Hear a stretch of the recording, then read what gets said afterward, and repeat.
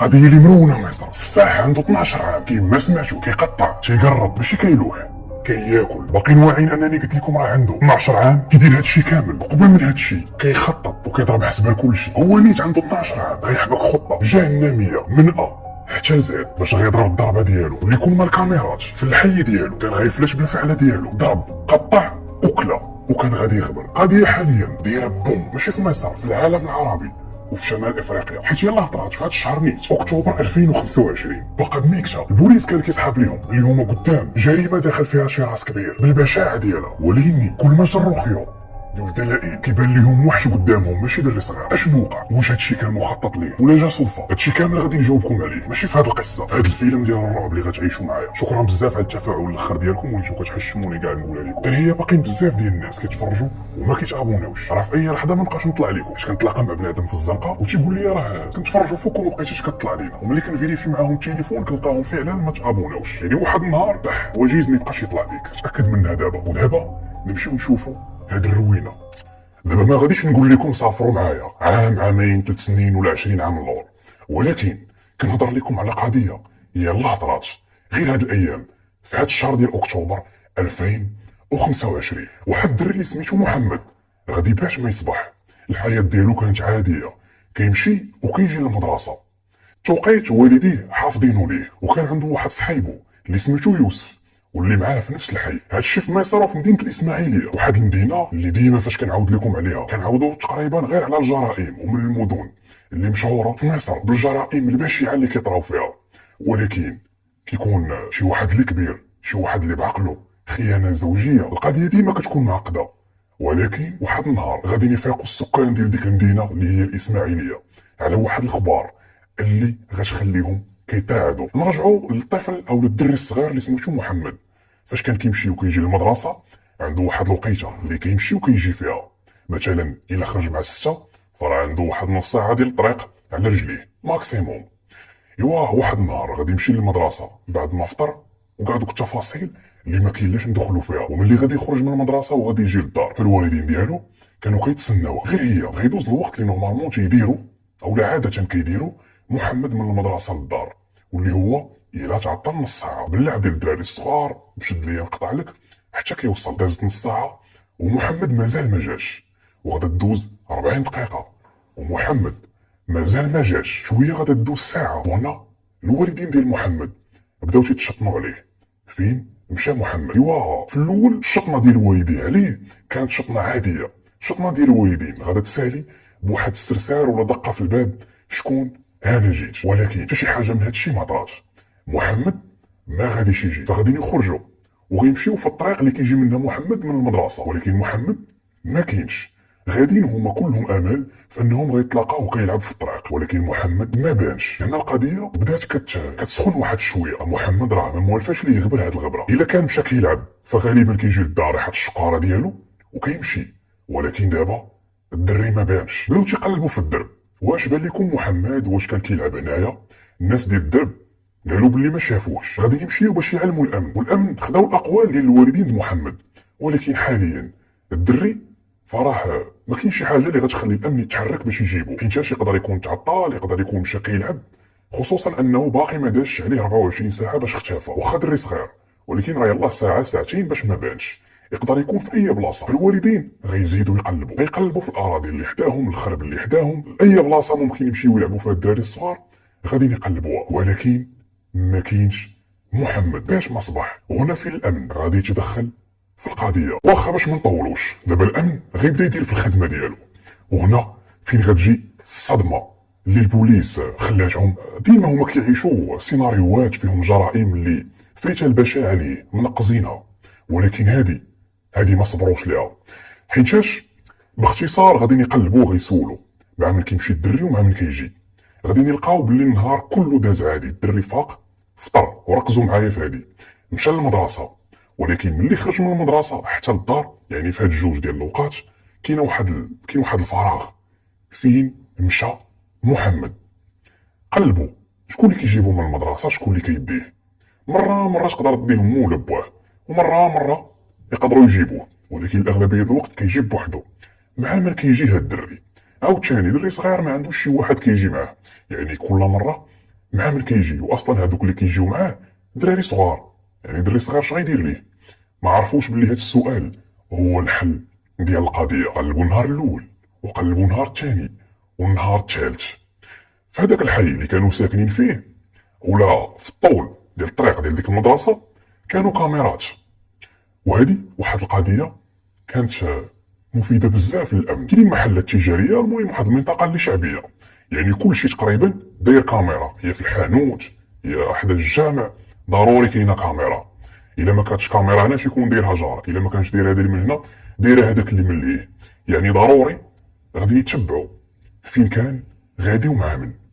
غيشدوا كاع دوك الكاميرات ديال الحي وكاع الكاميرات اللي كاينين في داك الخط اللي هو الطريق ديال من الدرب للمدرسه، وبداو تيفرغوا فيهم. وهنا غيبداو من المدرسه فين غادي يبان محمد خارج، وغادي يبان غادي مع واحد الدري صاحبه اللي سميتو يوسف. فاش كيتفقدوا من هاد الكاميرا كيشوفوا الكاميرا الاخرى وكيتبعوا معاهم. كيتفقدوا من هاد الكاميرا يعني كيخرجوا من لازون اللي مديتيكتيها، كيتبعوه في الكاميرا الاخرى حتى غاديين يوصلوا بهم للدرب. ملي غيوصلوا للدرب هنا كاينين جوج طرقان. الدري بعدا راه وصل للدرب ياك، هو فين مشى؟ علاش حتى واحد ما شافو؟ وخليوني نفهمكم هنا فين كلشي غادي يتبدل. الدري راه وصل للدرب ولكن هذاك الدري اللي جاي معاه واللي هو يوسف ساكن قريب ليه. يعني كاينه الطريق اللي كدي للدار ديال محمد وكاينه الطريق اللي كتدور لدار يوسف صاحبه. فشنو غادي يطرا هنا؟ محمد ما غيمشيش للدار ديالو ولكن غيدور في الطريق الاخرى اللي كتدي للدار ديال يوسف صاحبه. تبعوا عاوتاني الكاميرات وفعلا وصلوا للدار ديال يوسف صاحبه. يوسف صاحبه نعطيكم واحد النبذه عليه. يوسف عايش غير مع بواه. هنا ما كاينش بزاف ديال التفاصيل حيتاش القضيه باقا جديده وما عليهاش بزاف ديال المعلومات. الام ما كايناش، تيقولوا يا توفات يا مطلقه. هذه ما بغيتش ناخذ فيها الوقت ونعاودها لكم وندخلوا فيها. المهم عايش مع بواه اللي نجار، وبواه النهار كامل وهو خدام وعنده الماتريال ديال تا نجارت فين في الدار. واخا الماتريال ديال النجار شنو كيكون؟ مطرقات، مسامر، منشار ديال الضوء، يعني كاع المعدات اللازمه كاينين تم باش تقدر تفني شي واحد. وهايلي ياك ما بوات يوسف صاحب محمد عنده علاقه بالقضيه. واخا دابا غادي نكملوا اولا حنا نيت نكملوا مع الكاميرات باش نعيشوا الاجواء ديال القصه بحال حنا اللي بوليس. كيبان ليهم محمد طالع مع يوسف للدار وحاليا ما كاين لا بوه لا والو، حيت بوه كيخرج في الصباح ما كيجي حتى الليل. ملي غادي يدخلوا للدار بانوا سوايع هما في الدار. اكيد ان الكاميرات ما كاينينش في الدار ولكن بما انهم ما خرجوش فراه ما كاينينش، فراهم باقيين غير في الدار. واخا دازت ساعه ساعتين ثلاثه شويه كيبان لهم شكون اللي كيخرج من الدار. ماشي الاب ديال يوسف وماشي محمد اللي جا مع يوسف، ولكن كيخرج يوسف نيت خارج من الدار وهاز الشقاره هي نفسها الشقاره اللي كان كيمشي بها للمدرسه ولا اللي جا بها من المدرسه داك النهار نيت. غير هي الشقاره كانت كتبان مدكسه. خرج مشى غبر واحد السويعه وعاود جا دخل الدار وهاد المره عاوتاني غيعاود يخرج وما غاديش يخرج معاه صحيبو محمد، غيخرج غير بديك الشقاره اللي عاوتاني كتبان مدكسه. كيمشي كيغبر ساعه وكيعاود يرجع للدار. ملي كيبقى شويه كيعاود يخرج معاه زعما هاد المره صحيبو محمد لا عاوتاني كيخرج بوحدو وخارجه معاه الشقاره وهذيك الشقاره مدكسه راه باينه بحال معمرها بالماء، كتبان كبيره بزاف. كيمشي كيغبر وكيرجع وهذا الشيء غادي نلاحظوه لمده ديال 3 ايام. 3 ايام هو كيدير في هذا الشيء وحتى شي مره من هاد 3 ايام اللي خرج فيها يوسف ورجع للدار ما خرج معاه صاحبو محمد.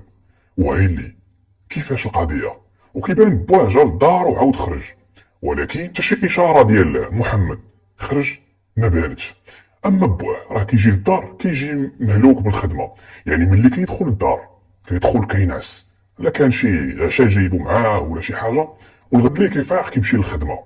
يعني حتى من الكتوبه ديال ولدو ما تيقلبهمش قرا ولا لا يقرا كاع. ايوا فين مشى محمد؟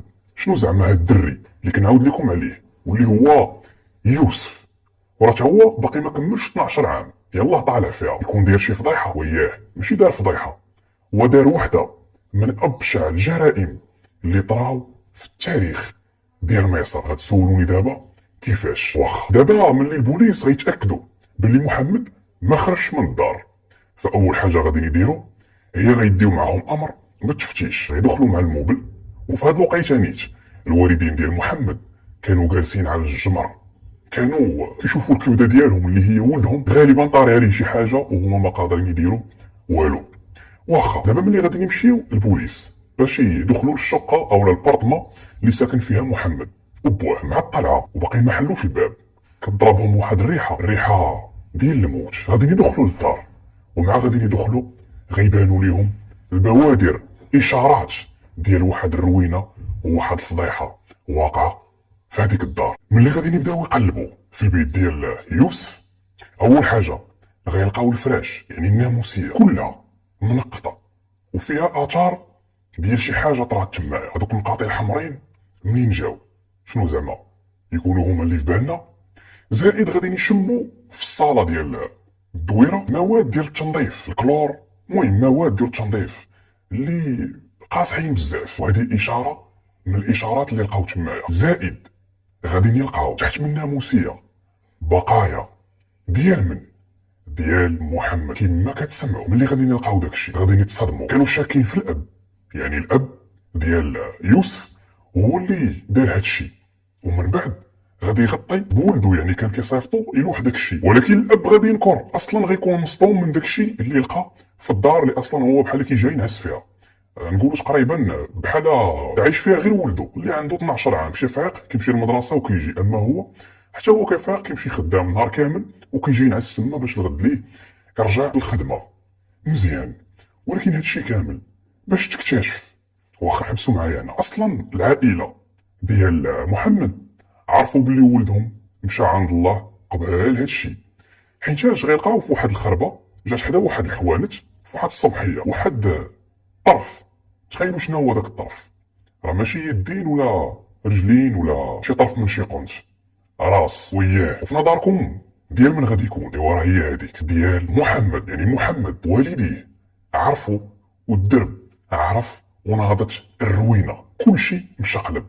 جاو البوليس يقلبوا في الدرب، حقوا مع الناس، سولوا هذا سولوا هذاك، سولوا موالين الحوانت، المحلات التجاريه اللي تم، وكلشي متفق على نفس الهضره، خصوصا ان هذا الشيء جا مع اختفاء ديال واحد الدري اللي هو محمد. واصلا الام ملي غتشوف داك الشيء جابوها وقالوا لها راه لقينا واحد الرويس وبغيناك تجي تاكدي لنا واش داك الشيء اللي كاين هو نفسه ولدك. ايوا غادا تمشي وما عرفتش كي دارت لها هاد الشجاعه كامله وقدرات انها ضربت ليلى على داك الشيء اللي لقاو البوليس، وفعلا غيكون ديال ولدها. بلا ما نعاود لكم على الحاله ديال الام في ديك اللحظه، وكانت كتسنى يا ربي يشدوا هاد القزار، هاد الوحش اللي دار لولدها هاد الشيء. ما عرفاش بلي اللي دار لولدها هاد الشيء راه دري عنده 12 عام، وماشي غير 12 عام، وراه صحيبو، وهاد صحيبو اللي عنده 12 عام غادي يخطط وغيحبك خطه وغادي يوجد وغينفذ الخطه. وماشي غير هادشي، غادي يقرض ويقطع وغادي ياكل داكشي اللي هو شنو زعما تبصيل ديال الدجاج. الاجابه راه في بالكم. قبل ما نكمل لكم، ما عرفتش واش كتسمعوا هاد الصداع ولا لا، ولكن راه كاين واحد العرس، والله ما عرفتش واش الفوق ولا لتحت. المهم كاين عرس، مره كتنوض الريكاطه كيبدا الدرديك والشطيح، سمعات هو هذاك، ما عرفتش الميكرو واش غادي يعطيك هادشي ولا لا. المهم كنحاول هادشي ما يديرونجيكمش، ولكن نظن انكم غتفضلوا ندير لكم قصه حتى الا كان شويه صداع. اما سكشو ما فهمتش علاش كنعاود لكم وما يسكشوا. المهم هنا ملي غادي نلقاو هذاك الرويس تما فين غادي نمشيو وغادي نفرغوا الكاميرات وغيبقاو جايين حتى غنوصلوا لهاد ليطاب اللي انا قلت لكم دابا. واخا ملي غادي نجيبو بوات محمد والام ديالو، واخا ملي غادي نجيبو الاب ديال يوسف وحتى يوسف نيت، الاب غادي ينكر، غيقول لهم انا ما عارف والو. ولكن هذيك الخطه اولا هذيك المشيه والمجيه المنظمه اللي كان كيديرها يوسف دخلات لهم الشك فيه، خصوصا انهم اللي جابوه كان كيهضر ببروده. كنهضروا على دري عنده 12 عام ويلاه غيكملها، وكان تايق في راسو وغادي يعاود لهم بلا حتى شي مقاومه، وغادي يزيد فيه كاع، غيزيد فيه. تخيلوا انه غيحاول يقاول بالبوليس وغيعاود لهم هاد الفيرسيون اللي قلت لكم.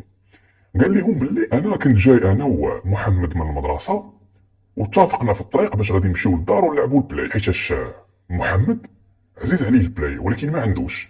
انا عندي بلاي في الدار وقلت ليه اش بان ليك نمشيو باش نلعبوا. وهنا محمد غادي يوافق وغادي يقول ليه نمشيو، علاش لا. وداكشي اللي كان. وهما جايين في الطريق غادي يوصلوا الدرب كيف ما بان في الكاميرات، وما غاديش يمشيو للدار ديال محمد، ولكن غيدوروا للدار ديال يوسف وغيطلعوا يلعبوا. ايوا ملي غادي يدخلوا يلعبوا فحالهم فحال اي دراري صغار، وهادشي راه كيعاودوا يوسف بلسانو. قال لهم باللي ناضش بيناتهم شي مشادات في الهضره، يعني هما لاعبين بداو يتزايدوا في الهضره. هذيك الدار ديال النجار واللي هو باش يوسف فغيكونوا فيها مطرقات، فبداو كيدافعوا. غينوض غا يوسف وغيهز واحد المطرقه وغيعطي بها محمد للراس دقه وجوج. وديك الساعه كان منفعل وما كانش ناوي يصفي عليه، ولكن محمد مشى عند الله في البلاصه من الدقه الاولى. حيت مطرقه راه كاينين انواع د المطرقات، كاينه مطرقه اللي كتقلع بها مثلا المسامر، وفي اللور ديال ديك المطرقه تيكون واحد الرويس اللي خفيف. اما المطرقه اللي غادي يزف بها يوسف على محمد كانت من دوك المطرقات الكبار، يعني عطاه دقه واحده فرتكو وزادوا الدقه الثانيه. وقال لهم باللي ملي طاح ما عرفش شنو غادي ندير، فغادي نحط ودنيا على الصدر ديالو باش نسمع واش باقي قلبو كيضرب ولا لا. ولكن لقيتو واقف. وهنا عرفت باللي صاحبي محمد توفى وما عرفتش ما ندير. داكشي علاش شوفوا شنو غادي يدير. غادي يجيب المنشار ديال بواه ديال الضوء. شنو غيدير؟ غادي يقطع داكشي ديك البراكه اللي قدامه على 6 ديال الطروفه. وهادي دارها حيت كان كيتفرج في واحد المسلسل واللي هو تقريبا احسن، ولا نحطو من بين 5 ديال احسن المسلسلات عندي، واللي هو ديكستر. اللي عارف القصه ديال هذا المسلسل وحتى اللي ما عارفاش نقولها ليه باختصار. هذا واحد الانسان اللي كان شاف الام ديالو صفاوها ليها قدامه وبمنشار نيت. فملي غادي يكبر الميولات ديالو، واخا هو كان صغير وشاف داكشي على عيني، ولكن العقل الباطني ديالو بقى عاقل على داكشي. ولاو عنده ميولات لانه كيصفيها لمشاش كلاب. بوه بما انه بوليسي اللي رباه غادي يحاول يحتوي هذوك الميولات ديال ولده، وغيعلمو واحد الكودات اللي مع الوقت غيتحولوا انه يصفيها غير المجرمين. والطريقه ديالو باش يسالي هو انه تيصفيها ليهم وكياخذ 6 القطاع كيلوحهم في البحر ولا في شي بلاصه.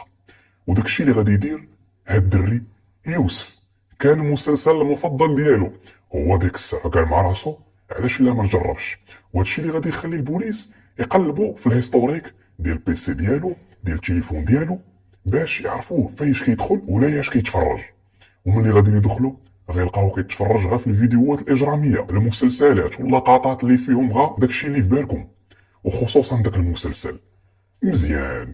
واللي عارفين دوك المسلسلات فغيعرفوا التاثير ديالهم عليك، خصوصا الا كنتي دري صغير. انا راه كبير وعجبني المسلسل وتاثرت به، فتخيلوا دري صغير غيبان ليه داكشي هو اللي خاصو يدار، فغيشد نفس الطريقه ديال المسلسل ديال داكستر من غير اللقطه الشهيره واللي هي شك، وغيصفيها يحط داكشي على 6 ديال البياسات. وفاش كان كيخرج بديك الشكاره كان كيمشي كيحط داكشي وكيرجع. فاش كيهز البياس الاخر كيديه عاوتاني لمنطقه اخرى زعما باش يضلل البوليس. وشوفوا معايا الذكاء ديال الدري عنده 12 عام، وكيرجع وبقى كيدير في نفس العمليه حتى غادي يفرق كل بياسه في جهه. مثلا الراس ديال الدجاج كيحطو في بلاصه، الرجلين في بلاصه، الدراوع في بلاصه. فرق هادشي على خراب، على ديورا اللي رايبين، على مناطق اللي فيهم غير الخلا، وحتى واحد الشويه كان باقي في تحت من الناموسيه ديالو. واللي غادي يزيد يصدمكم هو انه غيعترف باللي كلا من داكشي كما كتسمعوا.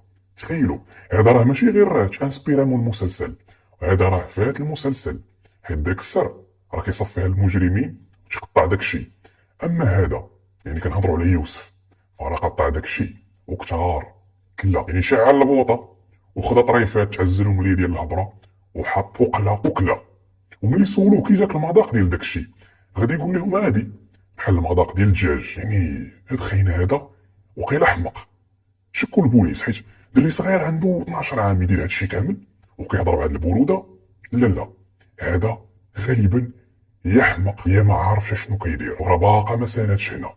باقي ما عاودش لكم كيفاش خطط لهاد الشيء، حيت هادشي كامل اللي قالوا البوليس هو صحيح ولكن جزء منه لا صحيح، اما اللي بقى فراه كذوب.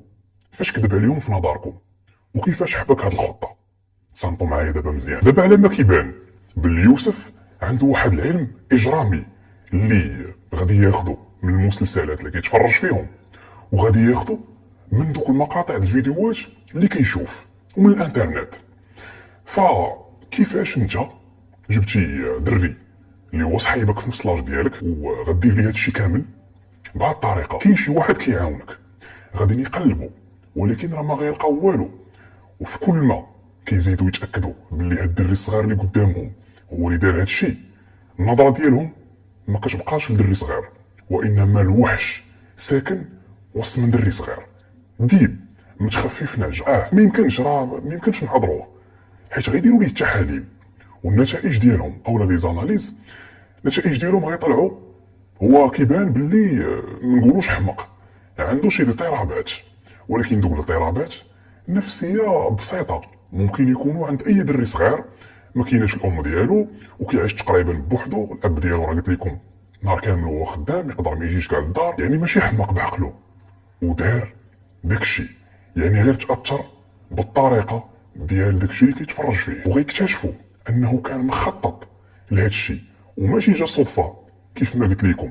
وهذه غتزيد تحمق البوليس، وهذا الري صغير دار هادشي كامل وحصلناه، ويزيد يكذب علينا بهاد الطريقه اللي غيفكر فيها واحد اللي متمرس في هذا العالم ديال الاجرام، غيضللهم وغيقول لهم باللي غير كنا كنلعبوا وطرا بيناتنا خلاف، انطرقه كانت قدامي ضربته طاح، وملي ما لقيتش ما ندير فقررت داكشي وديتو لحتو. ولكن ملي غادي يقلبوا الكاميرات قبل ديك الليله فغيلقاو باللي مشى للفرماسيان وغياخد ليغات طبيه، واش تخيلوا ليغات طبيه، وغادي يمشي يشري ميكات كحلين كبار وغيشري مواد ديال التنظيف وغيجيبهم للدار. ودابا هادشي شنو كيعني؟ كيعني انه كان مخطط، حيت شرا المواد باش غينظف داكشي قبل ما انه ينفذ العمليه ديالو، وشرا الميكات اللي غادي يحط فيهم ديك البركه، وغادي يشري حتى ليغات قال لهم باش ما يكونوش البصمات. واو، واش دري صغير عنده 12 عام هذا؟ واش كاين شي واحد تيقيديه ولا لا؟ كاين شي واحد تيقيديه، هذه مفاجاه ياكم، وراه اللي تيقيديه هما الافلام وداكشي اللي كيتفرج فيه، ولي زالغوريتم راه كيطلعوا لك داكشي اللي انت انتريسي بيه، ما كيعرفوش لاج ديالك، ما كيعرفوكش انت كانسان. اذا ملي كتكون انتريسي بالحاجه كيطلعوها لك، يعني يكفي تفرج فيديو جوج ثلاثه غيبقاو يطلعوا لك غير هما نيت. فهنا يوسف كان كيكتسب في واحد المعرفه اللي ما عنده ما يدير بها في لاج ديالو، هي مزيانه في لاج ديالو لا، فجاب داكشي كامل حطو في الدار وكان عارف شنو كيدير. وملي غادي يستدرج صحيبو محمد، علاش؟ غير على واحد الخلافات اللي كانوا طراو بيناتهم. يعني دابا انت كدري صغير الا كنتي تضرب شي دري صغير كتنسى، اما يوسف ما نساش الخلاف اللي كان طرا بينه وبين محمد، وغادي يقرر انه يشد هذوك المسلسلات اللي كيتفرج فيهم ويطبقهم عليه. داكشي علاش ما يمكنش ندوز هذه الفرصه باش نقول لكم ردوا البال لداكشي اللي كيتفرجوا فيه ولادكم، ردوا البال لداكشي اللي كيطلع لكم في تليفوناتكم نيت. ما تعطيش تليفونك لدري صغير، لي زالغوريتم اللي حافظوك انت شنو باغي راه غيطلعوا داكشي اللي انت باغي في تليفونك لولدك ولا بنتك ولا اي واحد. المهم هذا واحد القوس فتحناه وراه طويل، راه بصح خاصكم توليو تردوا البال ديالكم. المهم ملي غادي يستدرجوا ما كان لا اللعب بالبلاي لا والو، هنا فين كذب عليهم، فعلا كان مخطط وغادي يغفلوا وغادي يعطيه بالمطرقه. وفعلا ملي غادي يقلبوا البوليس مزيان غيلقاو باللي ما كانوش شي اثار ديال المقاومه في الجسد ديال محمد، يعني يوسف هو اللي كان مسيطر على الوضعيه. وغادي يشدو غيجيب داك المنشار غيحسب كل بياسه بوحدها وغيحط داكشي كامل في البيت، غينظف الصالون باش يجبوه ما كيدخلش البيت اصلا تكون عيان ما يشوف والو. وراه كيفاش كيخطط لهذا الشيء والشجاعه باش كيدير هذا الشيء راه ما يمكنش. ملي غيقضي الغرض غادي يحط واحد شويه في مقله وغيذوق منه، واللي بقى كان كيخرج بالشكاره وكيحطهم في مناطق مختلفين باش يضلل الامن. في الوقيته اللي كانوا الوالدين ديال محمد تيقلبوا عليه، فكان صحيبو يوسف كيقصي فيه وقطع داكشي، ومره كيخرج باش يلوح كلشي. فاش غيديوه باش يدير لهم اعاده تمثيل الجريمه، كان غادي معاهم بحال غادي معاهم راجل ما مرعود ما خايف ما عرقان، كيمشي عندهم وتيقول لهم في هاد البلاصه كاينين رجلين كيلقاوهم، في هاد البلاصه كاين مثلا هاد البارتي هاد الاخرى الكادر تيلقاوه، لهنا كاين هادي كيلقاوها، حتى غيجمعوا كلشي والكماله غادي يلقاوها تحت من الناموسيه ديالو. اما اللي كلاه راه كلاه، يعني ما يمكنش يعاود يخرج. ومشى في المجاري ديال الصرف الصحي. اذا حمق لا بعقلو ودار هادشي. شنو غيديروا معاه وهو يلاه عنده 12 عام؟ يقدر يكون ما عارفش شنو كيدير، ولكن لا راه عارف اش كيدير، ولكن راه دماغه باقي ما كملش في التكوين. حتى لدابا القضيه راه دايره بوم في مصر وباقي ما خرجش واحد الحكم نهائي في القضيه، ولكن راه مع غادي نسمعوا غنحطوا لكم في كومونتيرات. هاد القصه راه درتها لكم حيت نتوما طلبتوها مني في كومونتيرات، يعني راه كنقرا كلشي داكشي اللي كتقولوا ليا. تفرجوا في الفيديوهات اللي كنحط